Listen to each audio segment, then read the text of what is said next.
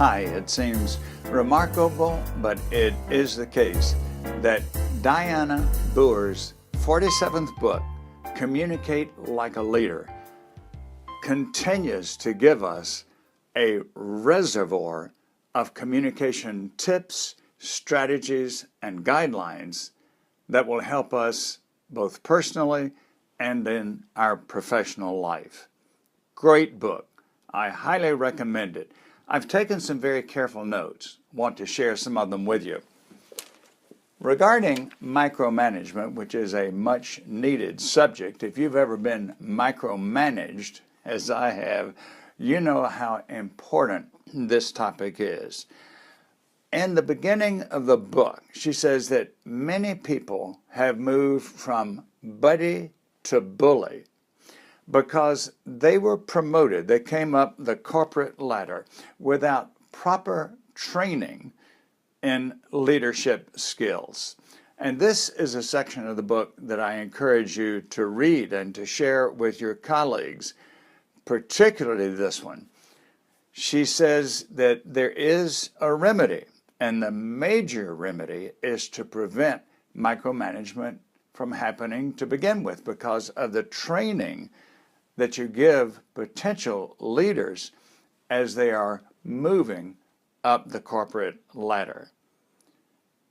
Does micromanagement impact morale? You bet it does, negatively. And what about productivity? Are the micromanagers themselves more productive? Not at all, she says.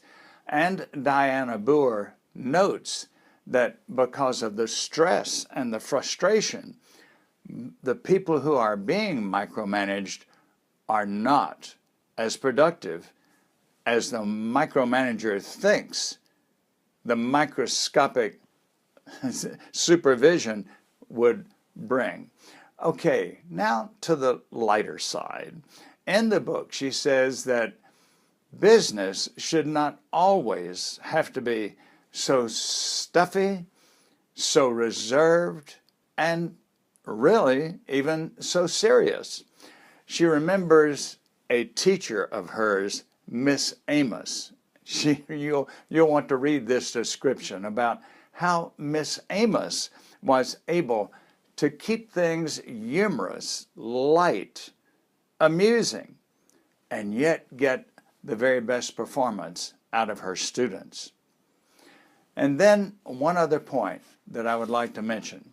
Diana Boer, of course, is a seasoned keynote speaker and communication coach. Pay close attention to what she says about who are the most effective corporate speakers. They are speakers who speak with their audiences, not to them. They are speakers who are thought of not as presenters, but as conversationalists. There are many more gems in this book that you will benefit from. I mentioned some of them in the text portion of this review. I highly encourage you to communicate like a leader, like the ideal leader, like a leader should. You can do that when you read this book and incorporate the great advice from Diana Boer.